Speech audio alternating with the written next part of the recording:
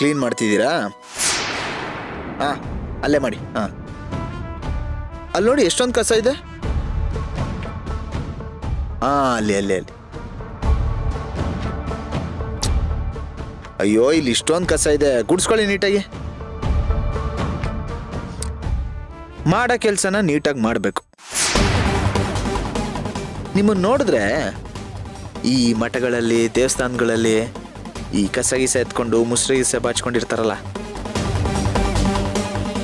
ಚೇಚೆ ಹಾಗಂತ ನಾವು ಕೆಲಸದವರು ಅಂತ ಹೇಳ್ತಿಲ್ಲ, ಪರಿಚಾರಿಕೆ ಮಾಡೋರು ಅಂತ ಗೌರವ ಕೊಟ್ಟು ಹೇಳ್ತೀವಿ. ಇವಾಗ ನೀವು ನನ್ನ ಕಣ್ಗೆ ಅದೇ ಥರ ಕಾಣಿಸ್ತಿದ್ದೀರಾ.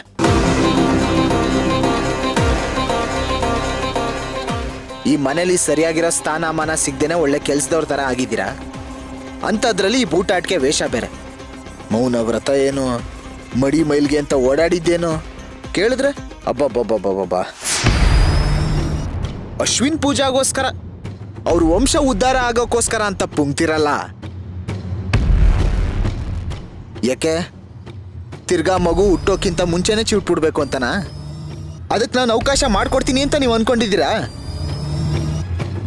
ಏಯ್, ಮಾಡೋದು ಅನಾಚಾರ, ಮನೆ ಮುಂದೆ ಬೃಂದಾವನ. ನಿಮ್ದು ಒಂದು ಬಾಳ, ಮೈ ಫುಡ್. ನಂದಿರ್ಲಿ ಕಣೋ. ನಾನೇನೋ ಚಿಕ್ಕವಳಿದ್ದಾಗಿಂದನೂ ನಮ್ಮ ಆಶ್ರಮದಲ್ಲಿ ಪರಿಚಾರಿಕೆ ಮಾಡ್ಕೊಂಡೇ ಬೆಳೆದೆ. ಅದ್ ನನಗೆ ಅಭ್ಯಾಸ ಇದೆ. ಆದ್ರೆ ನಿನ್ ಕತೆ ಹೇಳು. ದೊಡ್ಡದಾಗಿ ರಾಯಲ್ ಫ್ಯಾಮಿಲಿನಲ್ಲಿ ಬೆಳೆದು ಪರಿಚಾರಿಕೆ ಮಾಡೋಳ ಹತ್ರನೇ ಬಂದು ಭಿಕ್ಷೆ ಬೇಡ್ತಿದ್ಯಲ್ಲೋ. ಏನ್ ಹೇಳಿ ನಿನ್ ಹಣೆ ಬರಾನ.